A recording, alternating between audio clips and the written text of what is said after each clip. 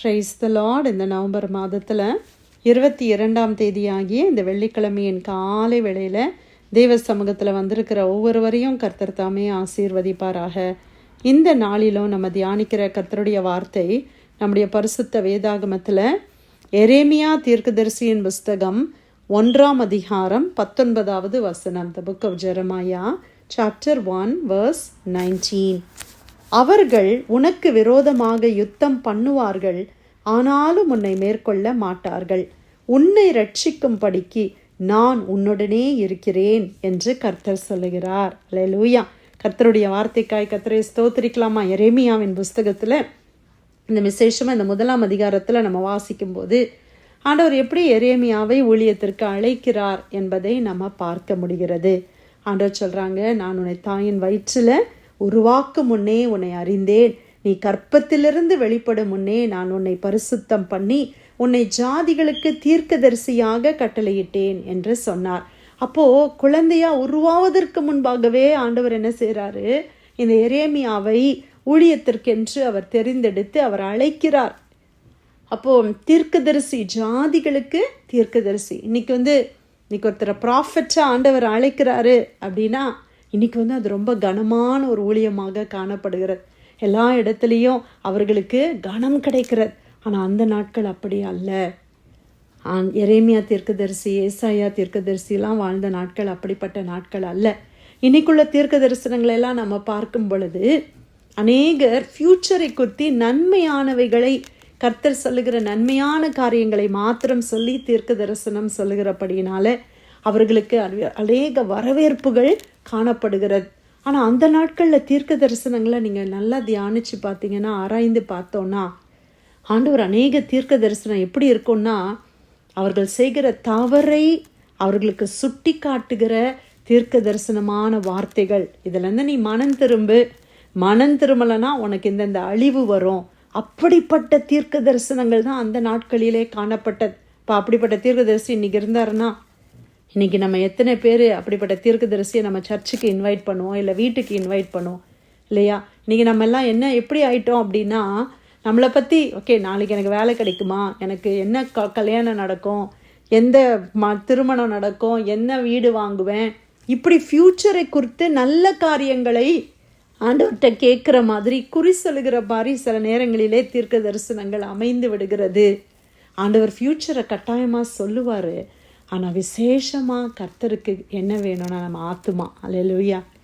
தீர்க்க தரிசிகள் தேவனுடைய வாயாய் இருக்கிறார்கள் என்று வசனம் சொல்லுகிறது.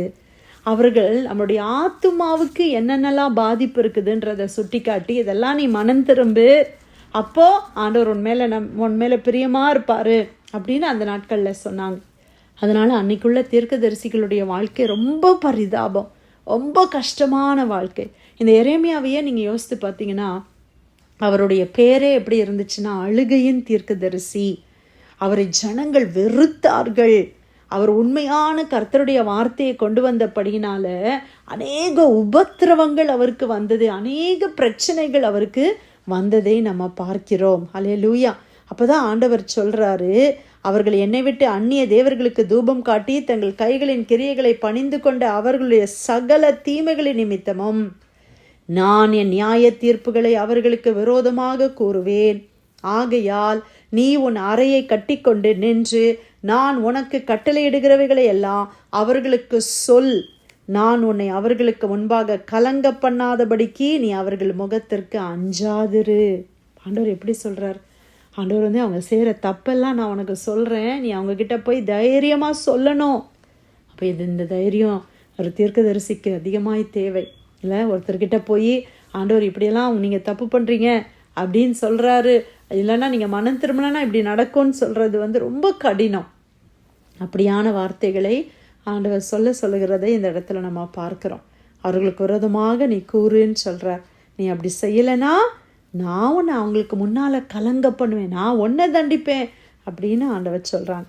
இதோ தேசம் அனைத்துக்கும், யூதாவின் ராஜாக்களுக்கும் அதன் பிரபுக்களுக்கும் அதன் ஆசாரியர்களுக்கும் தேசத்தின் ஜனங்களுக்கும் எதிராக நான் உன்னை இன்றைய தினம் அரணிப்பான பட்டணமும் இருப்பு தூணும் வெண்கல அலங்கமும் ஆக்கினேன்.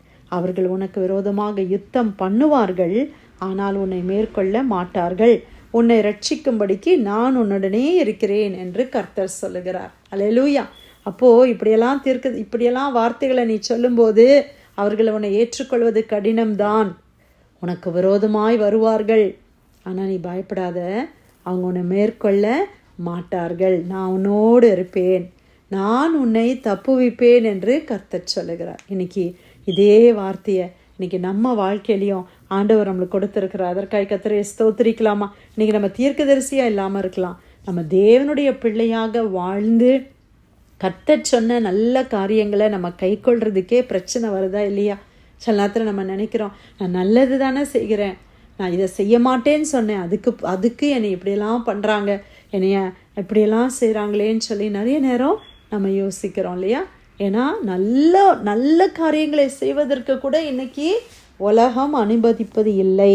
அவ்வளோ தூரம் துன்மார்க்கத்திலையும் தீமையிலையும் பாவத்திலையும் இந்த உலகம் இருக்கிறத நம்ம பார்க்கிறோம். அநேகர் யுத்தம் பண்ணுகிறார்கள், நல்லவர்களுக்கு விரோதமாக அநேகர் எழும்பி நிற்கிறார்கள். ஒருத்தர் நல்லா ஹானஸ்டாக ஒருத்தர் வேலை செஞ்சாங்கன்னா அவங்களுக்கு ப்ரமோஷன் கிடைக்கிறது கிடையாது, ட்ரான்ஸ்ஃபர் பண்ணுறாங்க. அப்படி தானே? லஞ்சமோ ஊழலோ வாங்காமல் ரொம்ப நேர்மையாக ஒரு மனிதர் வாழ்ந்தாருன்னா சோஷியல் மீடியாவில் அவங்கள புகழ்கிறாங்களா? என்ன பண்ணுறாங்க? தண்ணி இல்லாத காட்டுக்கு அவனை ட்ரான்ஸ்ஃபர் பண்ணுன்னு சொல்லி அங்கே இருக்கிற இடத்துலேருந்து ட்ரான்ஸ்ஃபர் பண்ணுறாங்க. ஏன்னா அவங்களுடைய காரியம் அதில் நடக்க முடியல. இந்த ஆள் நேர்மையாக இருக்கிறதுனால அவங்களுடைய எதுவுமே செய்ய முடியாததுனால எப்படியெல்லாமோ இன்றைக்கி உலகம் இருக்கிறத நம்ம பார்க்குறோம். ஆனால் பிரியமானவர்களை, வசனத்தில் ஆண்டவர் சொல்லுகிறார், அவர்கள் உனக்கு விரோதமாக யுத்தம் பண்ணுவார்கள். யுத்தம் நடக்குதான் செய்கிறது. தேவனுடைய பிள்ளைகளுக்கு விரோதமாய் அநேகர் யுத்தம் பண்ணத்தான் செய்கிறார்கள். ஆனால் நீங்கள் சோர்ந்து போகாதீங்க. ஏன்னா வசனம் சொல்லுகிறது, ஆனாலும் உன்னை மேற்கொள்ள மாட்டார்கள். ஆமேன், ஹல்லேலூயா. அவங்க உன்னை மேற்கொள்ள மாட்டாங்க. ஏழை ஸ்தலத்தில் யுத்தமான ஒரு சூழ்நிலை காணப்படுகிறதா? இல்லை குடும்பத்திலையா நல்லது செய்து அநேக தீமைகளை அனுபவிக்கிற சூழ்நிலையில் நம்ம இருக்கிறோமா? அவர்கள் நமக்கு விரோதமாக யுத்தம் பண்ணுகிறார்களா? இவ்வளோ ஜனங்கள் எனக்கு விரோதமாக இருக்கிறாங்களே, நான் என்ன செய்வேன்னு நினைக்கிறீங்களா? ஆண்டவர் சொல்கிறாரு, அவர்கள் உனக்கு விரோதமாக யுத்தம் பண்ணினாலும் அவர்கள் உன்னை மேற்கொள்ள மாட்டார்கள். ஏன் தெரியுமா? உன்னை ரட்சிக்கும்படிக்கு நான் உன்னுடனே இருக்கிறேன் என்று கர்த்தர் சொல்லுகிறார். ஆமேன். கர்த்தர் நம்மளை ரட்சிக்கும்படி, உங்களை ரட்சிக்கும்படி, உங்களை பாதுகாக்கும்படி, உங்களை தலை நிமிர்ந்து நடக்க பண்ணும்படி, தலை குனிந்த இடத்துல தலையை நிமிர்த்து பண்ணுகிற தேவன், ரட்சிக்கிற தேவன். அவர் உங்களோடு கூட இருக்கிறார். தூரத்தில் இல்லை, அவர் உங்கள் கூட இருக்கிறார். இன்றைக்கி பிரச்சனையின் மத்தியில் இருக்கிறீங்களா பிரியமானவர்களே? கர்த்தர் உங்கள் கூட இருக்கிறார். வியாதிகளா, பலவீனங்களா, சொல்ல முடியாத வேதனைகளா, ஆண்டவர் உங்கள் கூட தான் இருக்கிறார். ஆண்டவர் தூரத்தில் இல்லை. ஆண்டவரே என்னை கைவிட்டுட்டீங்களேன்னு யோசிக்கிறீங்களா? ஆண்டவர் நம்மளை கைவிட மாட்டார். ஆமேன். ஆண்டவர் உங்களோடு தான் இருக்கிறாரு, என்னோட தான் ஆண்டவர் இருக்கிறார். அவர்களை கர்த்தர் மாற்றுவார். ஹல்லேலூயா. சூழ்நிலைகளை கர்த்தர் மாற்றுவார், நம்மளை ரட்சிப்பார், நம்மளுக்கு உதவி செய்வார், நம்முடைய தீமைக்கெல்லாம் விலக்கி நம்மளை பாதுகாப்பார். ஆமேன். எரேமியா 1:19 அவர்கள் உனக்கு விரோதமாக யுத்தம் பண்ணுவார்கள், ஆனாலும் உன்னை மேற்கொள்ள மாட்டார்கள். உன்னை ரட்சிக்கும்படிக்கு நான் உன்னுடனே இருக்கிறேன் என்று கர்த்தர் சொல்லுகிறார். கர்த்தர் கொடுத்த வார்த்தைக்கு நன்றி செலுத்தி யாராவது நம்ம ஜெபிக்கலாமா?